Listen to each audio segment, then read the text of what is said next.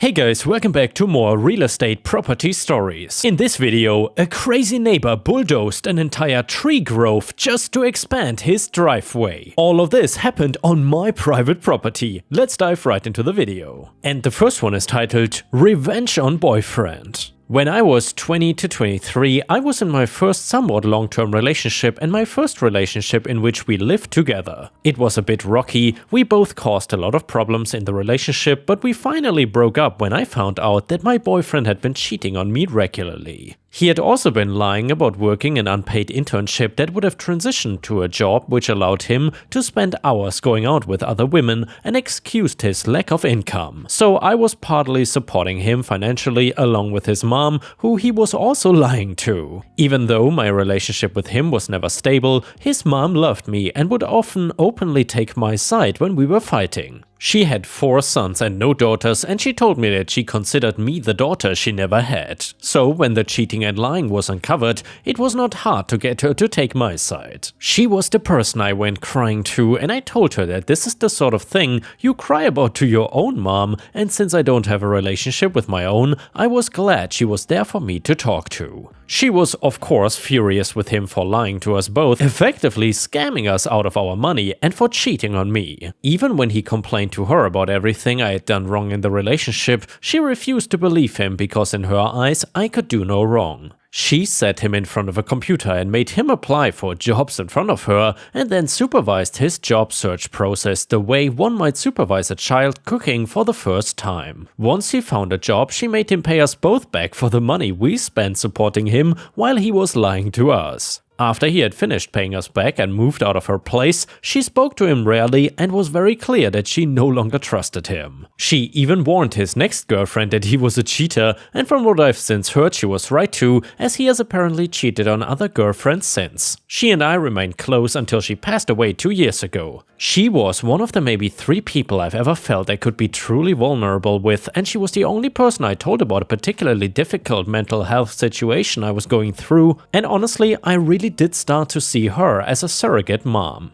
And the next one is titled Phone Revenge. A tale as old as time. You get a new phone and it blows up with calls from debt collectors. Most people can just send unknown callers to voicemail. I unfortunately worked tech support for a large company at the time, so I had to answer every single call. I will spare you the details of how annoying those folks are, very should suffice, and I got tired of it pretty darn quick. I put up with it as long as I could, but then something broke. I needed to F with these a-holes in as much as it was possible and legal to do so. Mostly, I just wasted as much of their time as I could, but for the really annoying ones, I had a routine that I developed over the course of about a year. This is my petty revenge in the form of a dialogue. Dunna, is this Joe Dedder? Me, is this about the unpaid phone bill from 2010? Dunner, yes Mr. Dedder. Are you gonna pay? Me, hang on a sec, I never said I was your dude, I work with him though. He sold me this phone a couple of weeks ago and told me I might be getting a few of these calls. Listen, could you please just call him directly? I can give you his new address and phone number and the phone for our HR department if you want that too. Dunna, that would be wonderful, thank you. Me, are you ready to write this down? It is click. Invariably, they would call back thinking I had just accidentally disconnected. I would say something like, sorry, cell coverage sucks around here. I apologize. Do you still want me to... Click. You would be surprised how many times they would try again. I answered and pretended to be accidentally hang up every single time. They all eventually figured it out, but not before getting really angry though. And now, ripe stars, away from the petty revenge and malicious compliance, let's move on to the title story. It is titled, Neighbor bulldozed a tree grove on my land to expand his driveway. Insists the trees were on his property. So where I live, I don't want to say for the sake of security and all that, but where I live the plots of land are a pretty bad mess. The property boundaries wriggle around all over the place and have the tendency to block each other and create lands that can be big and round or long and thin and wiggle around like a snake. I know this because recently I had to study the property map of the area that I lived in, and at first I thought I was looking at a jigsaw puzzle, but nope, it is the village in which I lived and the surrounding area. My property was not so bad. The local council did its best to bundle property boundaries to form half-decent land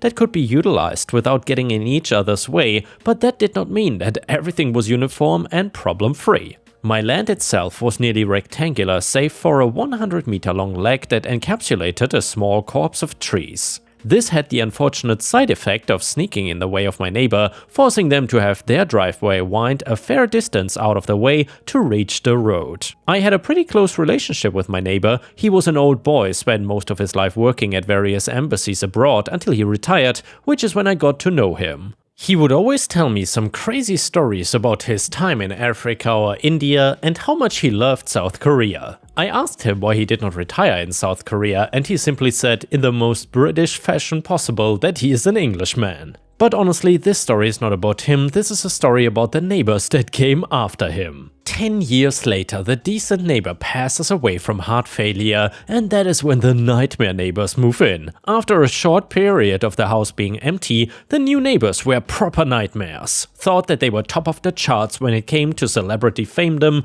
No doubt there are a lot of people around the world that would recognize their name, but again, for security reasons, I don't want to reveal such information. They kept mostly to themselves. I might see them on occasions when we walked our dogs at the same time around our respective properties, and right from then I knew that they were not the social type. I would say morning or evening and I would get the meanest look from them, like I needed to get permission to even look at them. So I decided to keep my distance from them. Ignoring them seemed to keep the peace between us for a while. I missed having a friendly neighbor, but there was not anything I could do about it, so I put it from my mind. About a month later was when things got interesting. I ran into them walking through the copse of trees on my property. We did not interact in any way save for the fact that I kept catching them giving me some pretty mean looks. I think nothing of it and go about my day, doing my best to keep away from them, but it's hard when they keep walking through my property. I don't mind people using my land, I was not doing anything with it. I often see locals walking their dogs around my woods. It's a nice place honestly, but my neighbors were getting a little too familiar with the area. There was an incident about 7 or 8 months after they had moved in, where I would catch them in the woods late one afternoon. They come up to me and ask me what I am doing.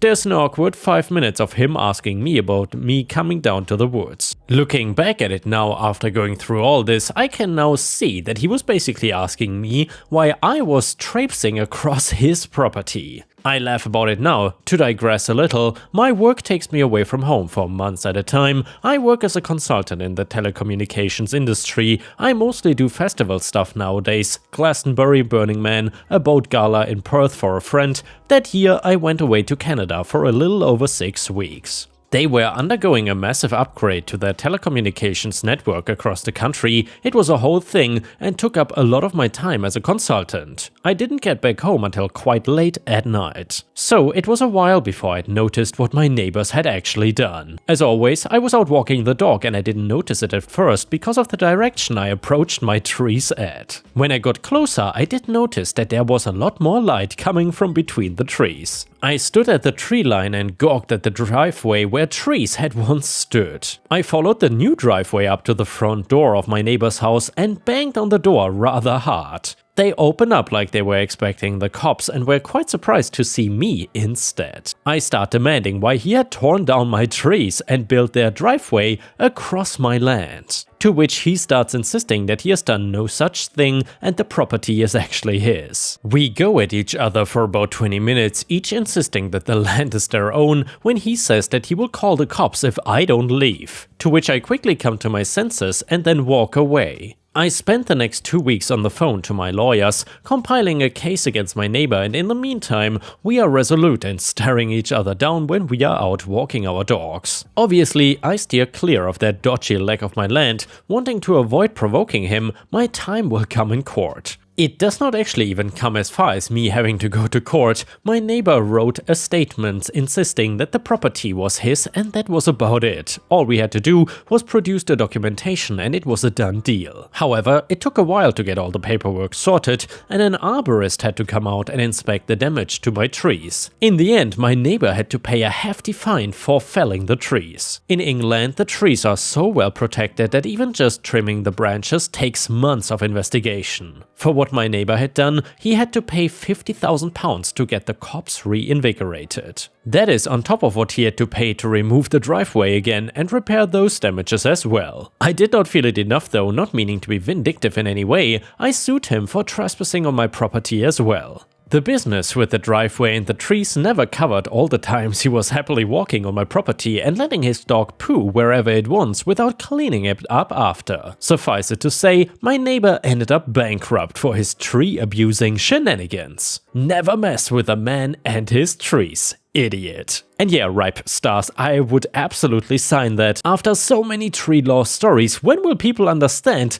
that it can be really expensive to mess with someone's trees? It's really not worth it. And the next one is another tree law story. It is titled, "A man had 32 of his neighbor's trees cut down. Now he could face a huge fine." So a little background, I live in this really nice upscale area in Kinlan, New Jersey. It's the kind of place where everyone takes pride in their property and respects each other's space. Or well, that's at least what I thought until this whole fiasco went down. My neighbor, let's call him Greg, not his real name, lives in this gorgeous colonial style house on a 7-acre property right next to mine. The dude is loaded and apparently he thought that gave him the right to do whatever the hell he wanted. So picture this, it's a beautiful February day and I'm just getting home from work. As I pull into my driveway, I hear the unmistakable sound of chainsaws coming from the back of my property.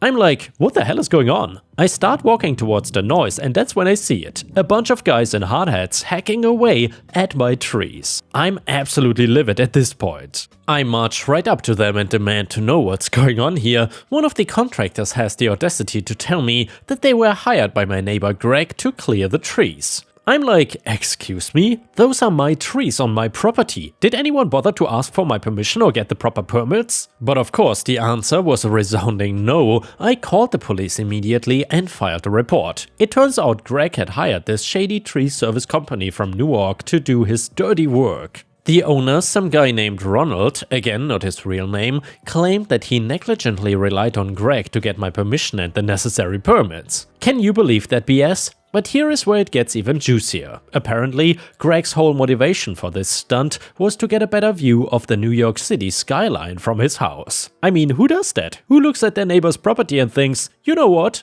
I'm just gonna chop down a bunch of their trees so I can have a nicer view. The entitlement was just unreal. Fast forward to legal proceedings, Greg and Ronald were both charged with a bunch of violations and they had to appear in municipal court. The prosecutor laid out the potential penalties and let me tell you, they were no joke. We are talking fines of up to $1,000 per tree, plus the cost of removing the stumps, replanting new trees and monitoring them. The prosecutor even said that the total restitution could end up being over $1 million. In the end, Greg managed to weasel his way into a plea deal. He agreed to pay a reduced fine of $700 per tree for 18 trees instead of the original 32, plus court costs. Still, he ended up forking over more than $13,000 in fines alone, and that is just the beginning. There's another restitution hearing coming up in April where he will likely have to pay even more. As for me, I'm still pretty pissed about the whole thing, to be honest. I mean, those were my trees, and they were cut down without my permission, all because some rich jerk wanted a better view. It is just so disrespectful and entitled. I told the court that I'll never be 100% satisfied with the outcome, and I stand by that. It's like hiring a hitman. The person who ordered the hit is just as guilty as the one who carried it out, in my opinion. Now, I know some of you might be wondering what I'm gonna do next, and honestly, I'm still weighing my options. When I asked if I plan to file a lawsuit against Greg, I could not give a straight answer. Part of me wants to take him for everything he's worth, but another part of me just wants to move on with my life and put this whole nightmare behind me. Oh, and get this, apparently, Greg has already sold his house and the neighboring property. The next one is an Am I the A-hole story. So I, 38 female, live alone in the house I grew up in. It was left to me by my mother after she passed away 10 years ago. About 4 years ago, a couple about my age moved in next door, and we've been pretty much at odds since day one. There have been numerous times and issues that we have disagreed on. I have 3 cats that I sometimes let out into my backyard. My neighbors have a dog that would jump the 5-foot chain link fence separating our yards to chase my cats. I told my neighbors if I caught their dog doing it again, I would call the cops. They actually had the audacity to ask if I would be willing to split the cost of a taller privacy fence instead of, you know, training your dog not to jump the fence. Obviously, I refused as I was not the one causing the problem and the fence is technically on their property anyway. They ended up putting in a taller fence and then they asked me to split the cost of taking down an ash tree that was on their property. It had become infested with some bug that killed the tree tree and that limbs were falling on their driveway. They had the city come out and the survey guy said the tree was actually about 10% on my property. I told them the tree was theirs and if they want it down they will have to pay for it because I don't have a problem with it. Needless to say, we are not friends. They've also thrown some loud late night parties that included bonfires and loud music that I had to call the cops for as well. I'm currently out of town visiting family for a couple of weeks. I have a friend who comes over to my house every day to check on my cats and check for mail and packages. I have medication for my cats that are delivered regularly. I got a notification the other day that some packages were delivered, so I texted my friend to let them know. But before my friend could get there, I got a notification from my Ring doorbell. I pulled up the live feed and saw my neighbor on my patio. I asked him what he was doing and he said a package of theirs got delivered to my house by mistake, so he was just grabbing it. I told him to leave and that my friend would bring over his package when she comes over. He said he's not waiting for that and tried to leave. I told him if he takes a package from my porch, I'm calling the cops. He then shoved the package in front of the camera and said, "That's my name and address, OP, I'm taking the package." And then he walked away. So then I called the police and told them that he stole a package from me and I have video proof. They said they would investigate. When my friend got there a little later, the police were talking to my neighbors. The police must have left while she was checking on my cats because when she went to leave, it was just my neighbors outside. The husband yelled at her to tell me that I'm a huge a-hole and that I need to take the police off speed dial and let them deal with more important issues, instead of using them as my own personal problem-solving service. So yeah, ripe stars, let me know in the comments what you think about this. Do you think that OP is the a-hole here or not? Someone on Reddit said, "You are the a-hole, I get the fence thing, you could have pitched in on the tree just to chill things out. Calling the cops about the parties without talking to them about it first is very a-hole-ish." If it was his package and it had their name and address on it, calling the cops on them was also an a-hole move. You're officially an a-hole neighbor now. Comment number 2, you are the a-hole. Sure, you don't get along, but stop calling the cops for trivial matters. Do you actually think they were stealing a package or were you just trying to continue this grudge and be petty? Comment number 3,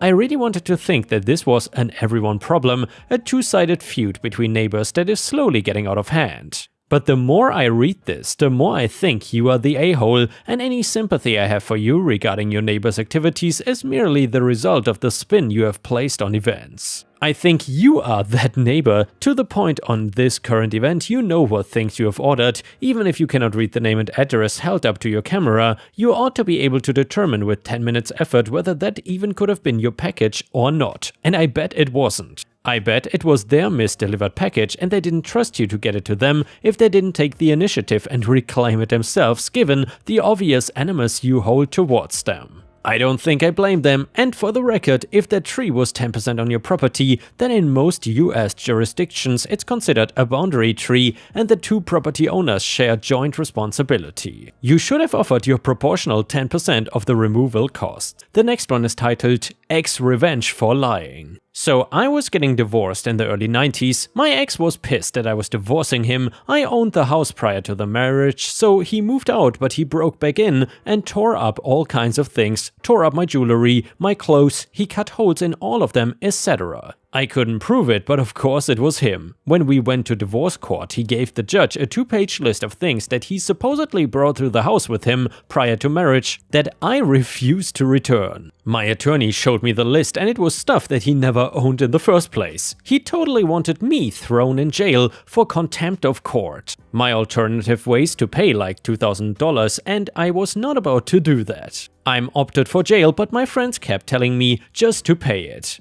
I refused. 2 days before I was about to appear in court, a girlfriend of mine asked if she could see the list. Sure enough, she noted that things he said were there did not give much if any of a description. For example, he says there is a gun and he didn't say what kind of gun. He said there was a computer and he didn't say what kind of computer, and so on. Her point was that if I went around and bought everything on the list, it would probably cost me about $200 and that was worth staying out of jail for. I agreed, knowing it would also be worth him being livid that his plan didn't work, so I made a game out of it. I went around to pawn shops and resale stores and I told whoever was in charge there that I was on a scavenger hunt and I briefly explained what was going on. They all loved the idea and helped me get through my list rather quickly. Here are some lovely examples of what was boxed up for him. As for the gun, it was an old rusty cap gun, the screwdriver set, same old and rusty, for the clothing, Goodwill horrid stuff, for the bust/statue, made one myself from clay knives. As for the old and rusty camping gear, an old pan, matches and a tiny tarp. And one of my favorites that I remember was, he said he had a Monopoly game, so I sent him a Goodwill find without any of the pieces, just a board. I wish I could remember everything that we got. It was so much fun, and when we got home, we had to do videotape boxing them all up and going through the items one by one. My attorney told the judge that I had found at the attic and I just hadn't seen it before. So sorry. The judge told my attorney to simply drop the box off at his attorney's office and that the divorce was final. My only regret is not being able to see his face when he opened up that box of garbage. And by the way, there was nothing he could say because he made the stuff up in the first place. It's been 30 years and I still get joy thinking about it. And as usual, and yeah guys, if you cannot get enough of my content, please don't forget to check out my podcast by searching for Ripe Stories on all major podcast platforms such as Spotify, Apple or Google Podcasts. Furthermore, you can find bonus content by going to patreon.com/ripeyoutube or by clicking the join button here on YouTube. For a small monthly fee, you will get access to dozens and dozens of exclusive videos you won't find anywhere else. Thank you so much for watching and I hope to see you again tomorrow.